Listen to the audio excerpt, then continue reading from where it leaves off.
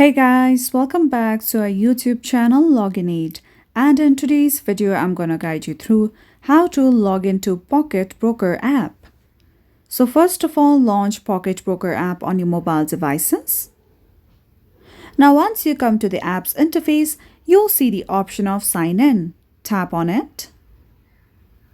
Now over here, start by entering your email address. Then simply enter the password of your Pocket Broker account. If you wish to, you can also make a selection on Remember Me so that next time you try to sign in, your username or email address will already be entered automatically. You can also sign in with Google if you had used your Google account to create your Pocket Broker account. Then tap on the option of Sign In.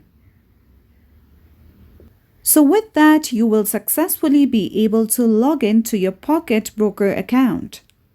And that's it for today's video. At last, don't forget to subscribe to our YouTube channel.